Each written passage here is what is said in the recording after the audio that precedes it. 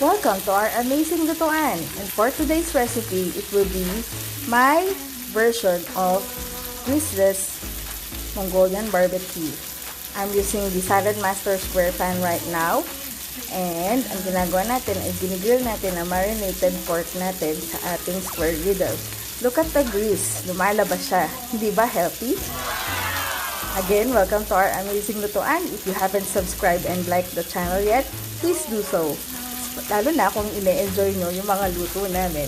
So this is a perfect lunch for us all kasi it has protein and it has vegetables, mga fibers, vitamins, and minerals. So easy. So step 1 is to grill the pork only over a medium fire. So ang marinade po ng pork natin is oyster sauce, yung galbi barbecue sauce na Korean, and yung pineapple syrup from the pineapple tidbits. Then of course we have the other ingredients mamaya for stir fry. It's garlic, onions, okay, while waiting for our pork to be grilled, ito yung mga ingredients na kakailangan natin for ating Mongolian barbecue. So there are garlic, onion, fried tofu, yung sauce ng marinated barbecue kanina, and our vegetables, cabbage, carrots, onion leeks, broccoli, red bell pepper, pineapple slices or tidbits, and yung ating toge. And then we also have yung kanina, yung marinated na pork, egg, yung galbi sauce, sesame oil yung a-add natin mamaya, and yung oyster sauce. That's only it. Diba ang easy? Ang easy at ang healthy, beshi. Abangan natin. So, I'm flipping the pork.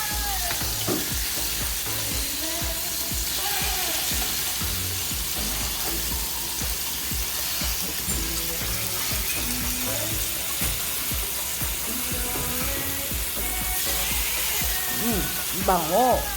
Ang sarap. Besh, nakita nyo ba? Ang daming oil na na-release from our barbecue. Grabe. Ganito kagaling Saladmaster. Ma-avoid na natin ang ingestion of the oil and fats from our meat just by using our Saladmaster. Isn't that amazing?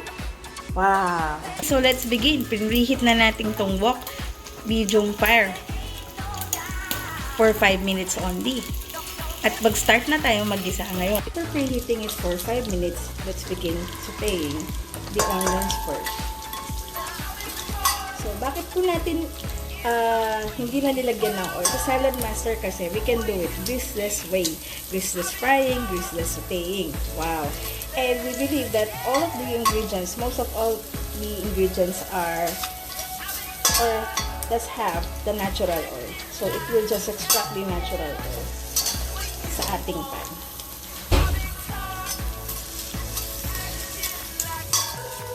After this, we're going to add the garlic.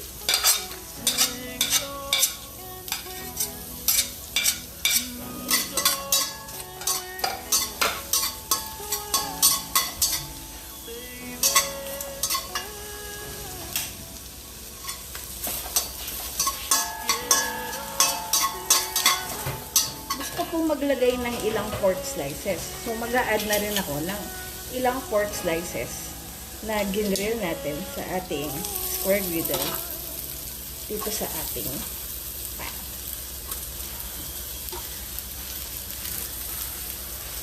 While yung remaining will be our toppings for our Mongolian barbecue.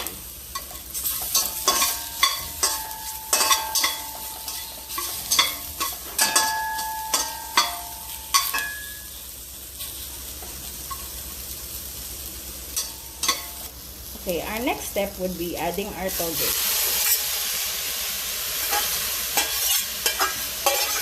Yummy! These are loaded with vitamins and minerals. At saka protein. Kailangan natin for our immune system, beshi. Ang maganda sa Saladmaster, tinatambog na lahat, beshi.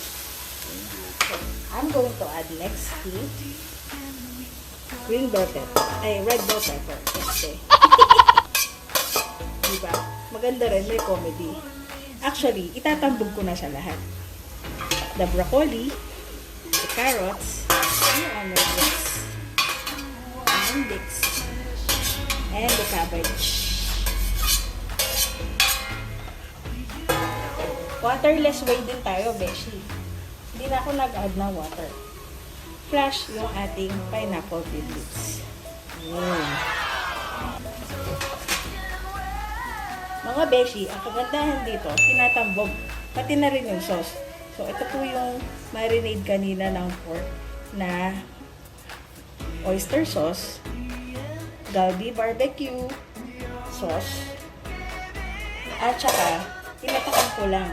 Mga siguro 1 teaspoon of sesame oil, Beshi. So, I'm going to cover this. After 10 minutes, we will check on it. Sa palagay nyo ba, Beshi, this is an immune booster recipe. Diba? Nakaka-strengthen talaga siya ng immune system. Wow! I can't wait to taste this. Yummy! Alright, after 5, actually less than 10 minutes na pala. Sabi ko 5 to 10 minutes. Less than 10 minutes. This is how it looks. Wow! Diba? Healthy. Sobrang green pa rin ang broccoli. And of course, our last topping would be our fried tofu.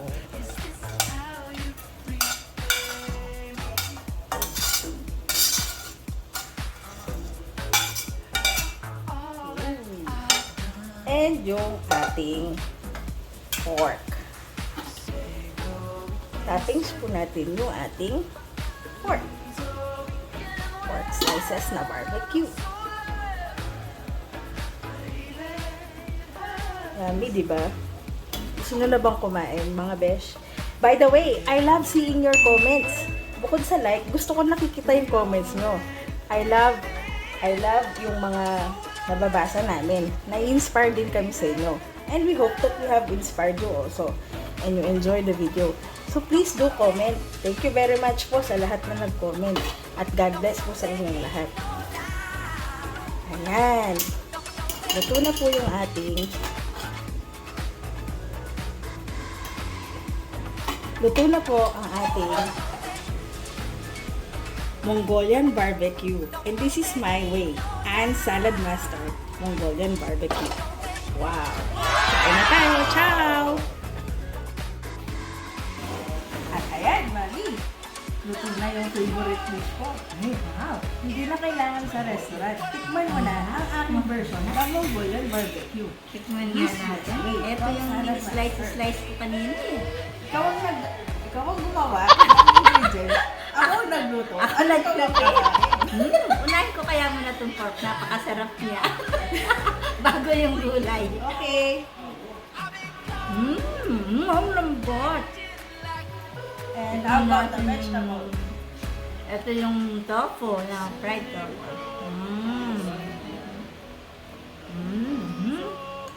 Mabi, maire-recommenda mo ba ito sa mga ibang families na i-prepare nilang meal? Sana gawa rin po kayo ganito. Napaka-healthy. Napakasarap talaga. So, thank you very much for watching our food vlog.